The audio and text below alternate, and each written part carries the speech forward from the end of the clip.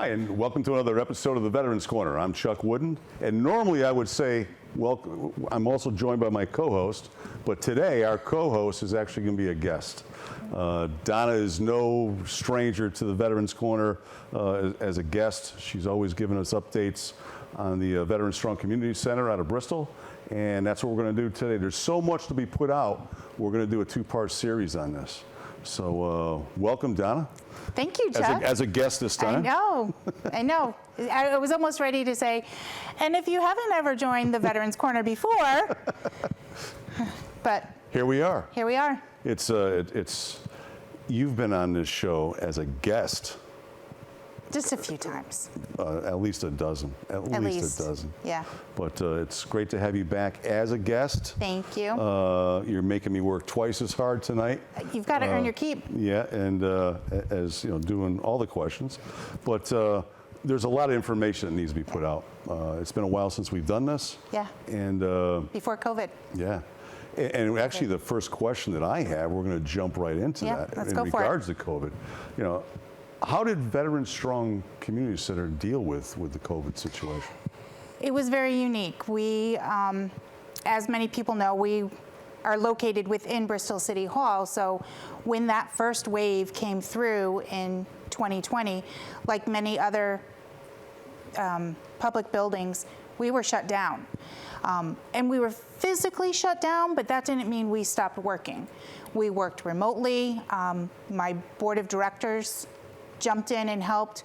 We were helping veterans and families get through to essential services like unemployment and get through to financial assistance programs and dealing with food insecurity.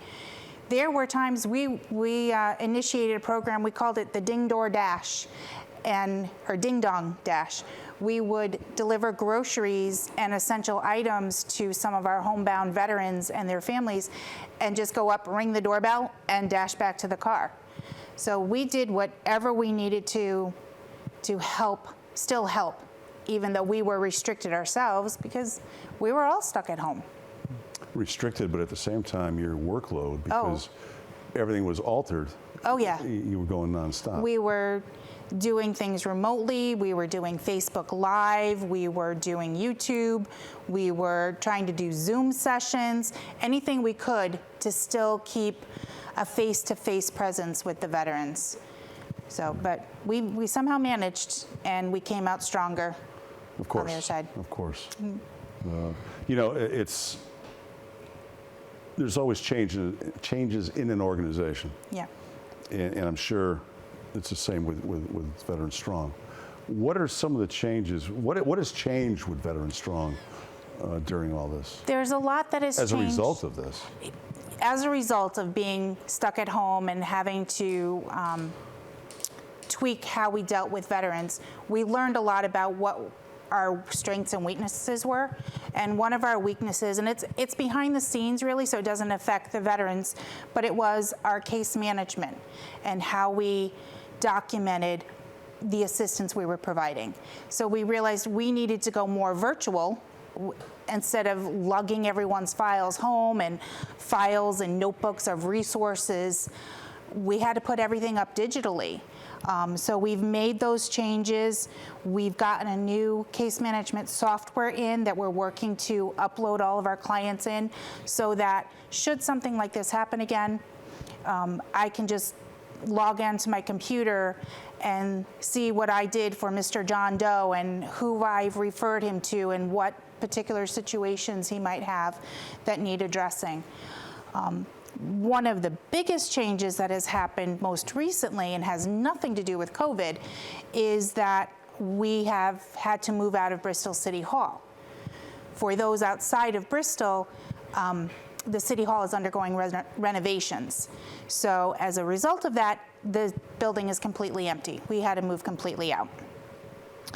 And we have moved temporarily to the Bristol Senior Center on Stafford Avenue. What that meant for our clients, though, is we no longer have a food pantry. We no longer have a clothing closet. And we can't take donations of any of those items because we just don't have the space. But it's a temporary move. And we can refer people out to other food pantries and other resources where we can no longer help them. But it's, it's temporary, and we'll get back into City Hall or close to the downtown area whenever they can get the renovations done. Having stopped down there once or twice, literally, I think maybe just once, Yeah. to see you and Amy, you probably have about a quarter of the space. Yeah, we have a lot less space, but we're making do. Yeah. We've got it. It's temporary. It's temporary. That's all I keep saying. It's just temporary. This too shall pass. Yeah. Just for those that don't know, out in the community, the viewers, is it just Bristol that you service? No. So we have an agreement with Bristol, Burlington, Harwington, Plainville, Plymouth, Thomaston, and Wolcott to be their point person for veterans services and issues. So what I do besides have the location in Bristol, we go out and we do outreach efforts in each of those communities. Once a month, I try to touch each of those communities, whether I'm at the library or another office in that town city hall. I think in Plainville, I'll put a plug in for our sponsor in Plainville, which is AMP Radio. They allow us to use office space there.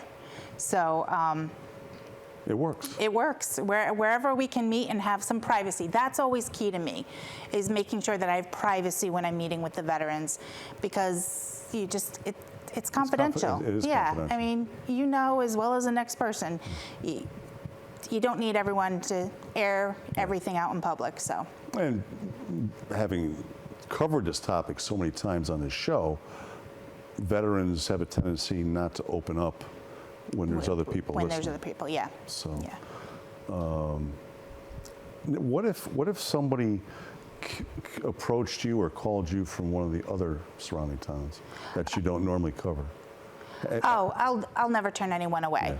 Yeah. I try my best to find whatever the resource is, whether it's a federal resource, a state resource, or if they need something on a local level, I'll do the research for them, and I will find the appropriate resource. I've never, ever in the 10 years of doing this type of work tell someone, oh, sorry, that's not my job. Yeah. I would never do that, especially to a veteran. The reason why I ask is the viewing area for Nutmeg, Mm-hmm. it goes further out. Oh, yeah. All the way to Avon, Berlin, New Britain. Yep. When we have contacts throughout the state. Yeah. I've even gotten phone calls. We talk about Veterans Corner reaching out outside of the Connecticut area to New England and other states. I've gotten phone calls. Yeah, I've gotten phone calls from all over New England. I've gotten phone calls from the Midwest, and it's always, well, there's no Veteran Strong Community Center in my state. Well, no, because we're a very unique program. We took something that was a federal program that they didn't operate anymore, and we turned it into a local organization, grassroots, nonprofit. There's nothing else like us out there. No, and that the credit goes to you and those that were around you to continue the mission. Yeah. For those that don't know it, this started off as the Army Strong Veterans, Yes. Army Strong Community Center. Right. And it was only, 6 in the country, There I were think? 6 in the country. I don't even know if I can name them all again. I know there was one in Michigan, one somewhere in Pennsylvania, North Carolina, upstate New York, and Washington. Yeah. And then us in Connecticut. And when that closed in 2016, it was just a downturn. There was a lot of the drawbacks out of the Middle East, so they didn't feel that the program was sustainable anymore. I couldn't just walk away and turn the keys over and say see you later to all the veterans. So that's why I got together with a friend of mine who's still in the Army Reserve, and we decided to form the nonprofit. And we got the backing from the local communities. We got the backing from the local veteran service organizations. We have the backing from the state. I mean, I bring in all those other agencies, as you know. We bring in the Department of Labor vet reps. We bring in the VSO from the state of Connecticut. We've brought in vet center counselors. We'll bring in outside clinicians. Whatever the need is, we try and get those service providers to come closer so people don't have to travel to Newington all the time, or they don't have to travel to Waterbury or Danbury or wherever. And we make it work somehow. Some days I don't know how, but we do. Well, on behalf of the veteran community, thank you. You're very welcome. What you've done over these years, your dedication, your passion, has made a massive difference, not just here and there, but on a daily basis. So very proud of what you've done. We were talking about mission statement. How was the mission or focus of the Veteran Strong Community Center changed? The general mission hasn't changed. It's more my goals and what I'm focusing on. So I'm trying to focus more on the outreach in the communities, especially after being away and on hiatus for 2 years with doing outreach. So we're trying to get more out in the communities. My personal goal is I want the center to be more proactive. I want to build those relationships with the veterans in the community so that when they're in a time of trouble or they're having an issue, that they feel comfortable enough to come to me before it becomes a critical issue. You know, it's like when they're running out of, if they're unemployed and they are at risk of losing their housing, come to me when you can't make that first month's rent, not when it's 6 months down the road and you have a eviction case to go to for court the next day. It's easier to help at the beginning than when it's the 11th hour and you're in a critical situation. It puts your back against the wall. It doesn't give you any time to be able to help that. Well, yeah, and a lot of people think they can call and be like, oh, I need housing, find me an apartment. It doesn't necessarily work like that, especially anyone looking for an apartment now knows after COVID and everything that everyone went through the last 2 years, apartments, affordable apartments, are very hard to come by right now.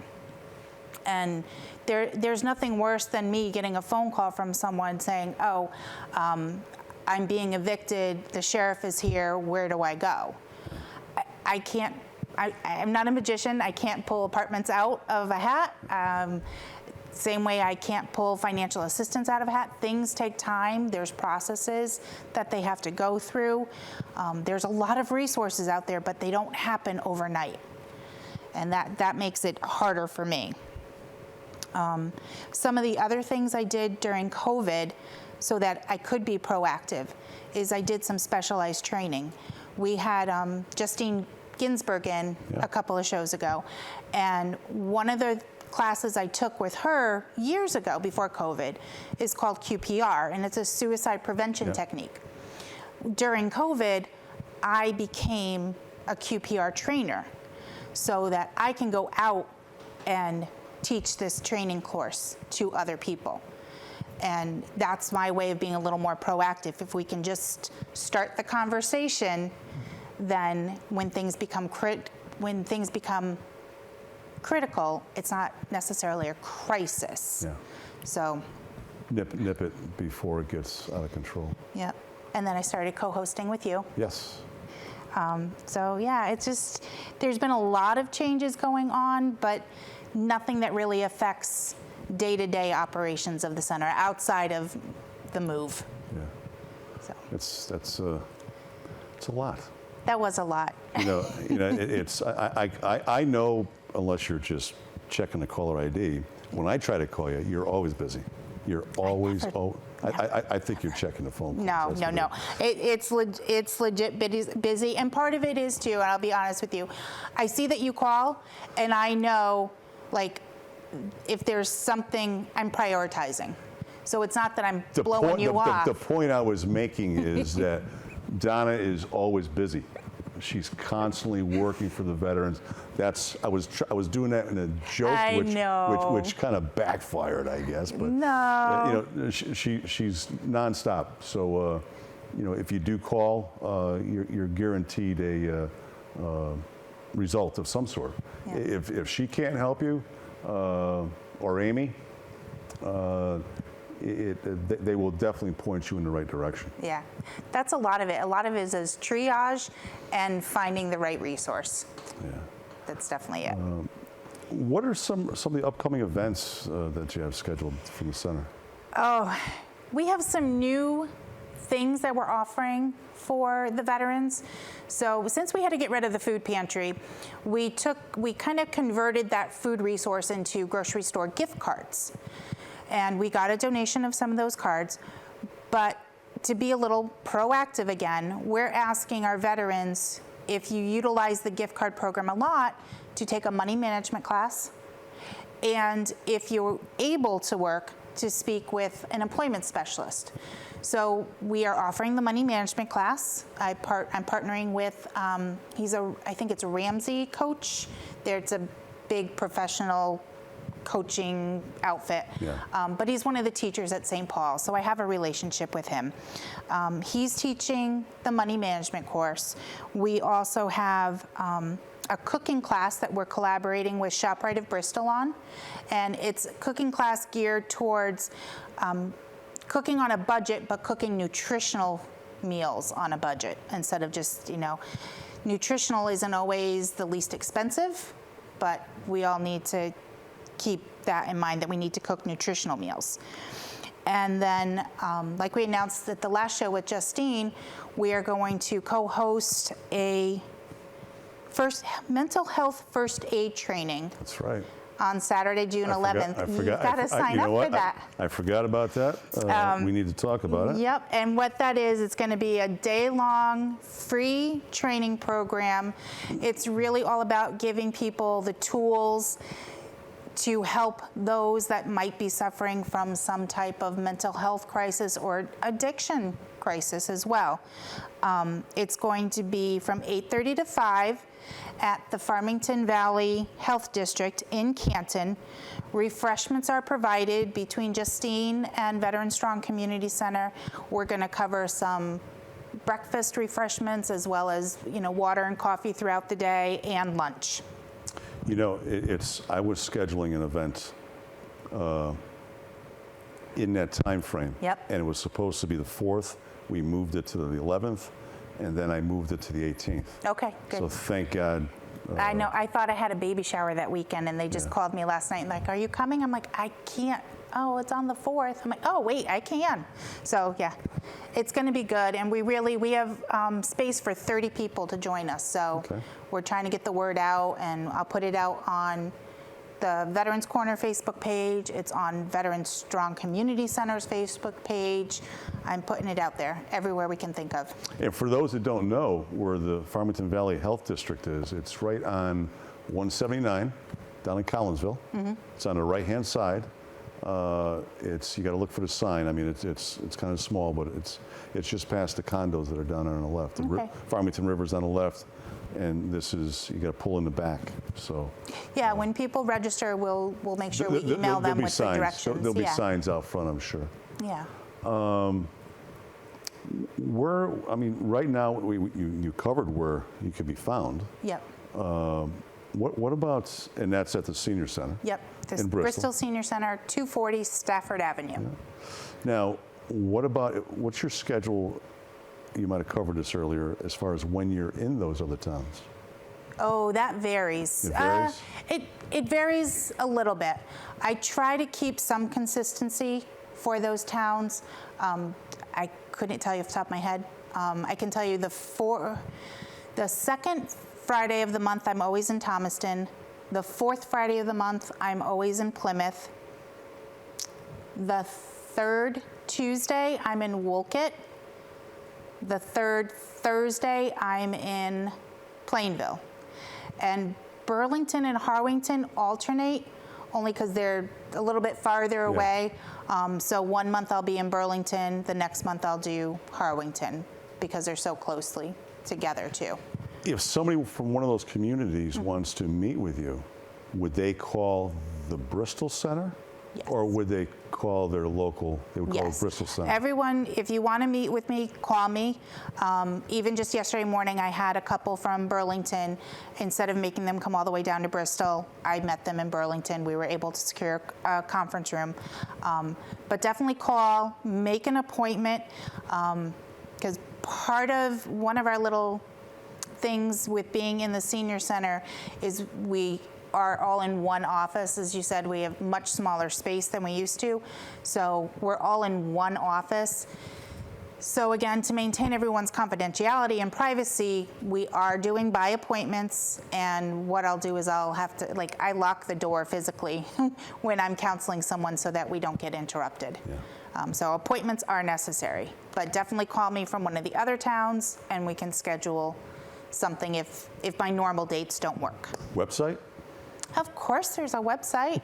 Website is www.vetstronginc.org.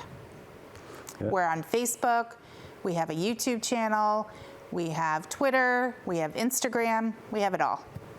Now, and of course, info, the email, info@vetstronginc.org. So it's real easy to remember, the WW or the info. Or find us on Facebook, and you can always link with us that way if you do Or Facebook. look up the City of Bristol.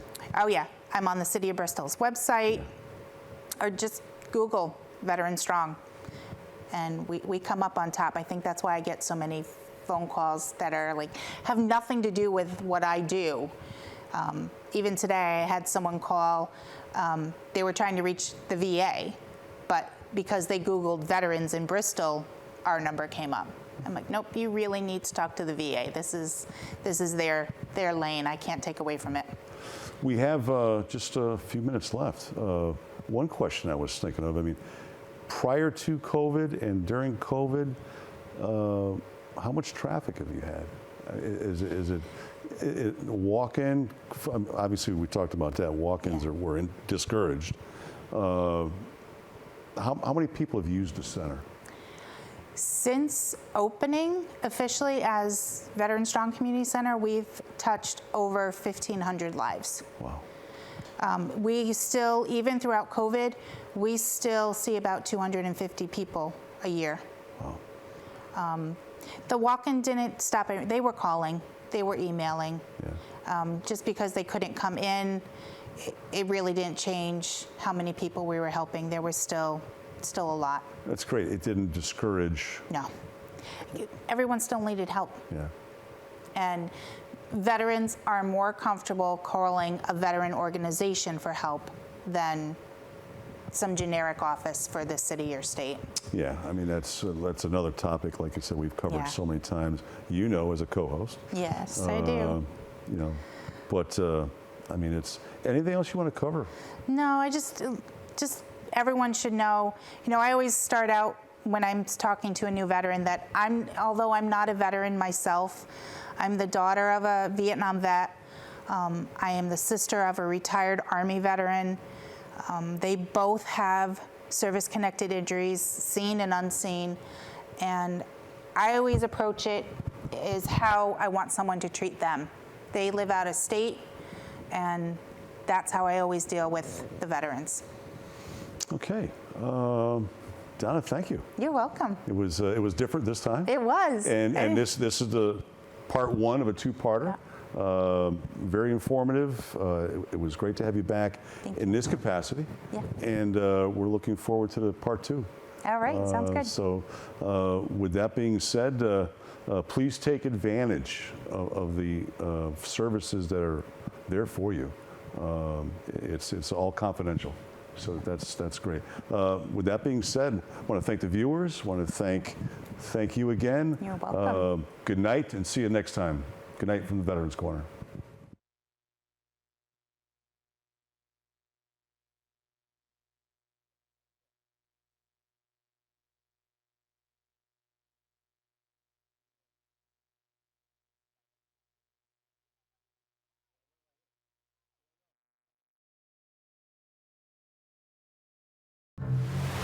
The water's warm at Jaws Pawn, and we're stocked full of treasures. Big or small, we buy it all. We buy and sell fast rides, power tools, vintage guitars, and so much more. Walk the plank in style with our fine jewelry, diamonds, and watches. Plus, we have a huge selection of the latest video games, including the new PlayStation 5 and Xbox Series X. Jaws Pawn, conveniently located on Meriden Waterbury Turnpike in Southington and West Main Street in New Britain.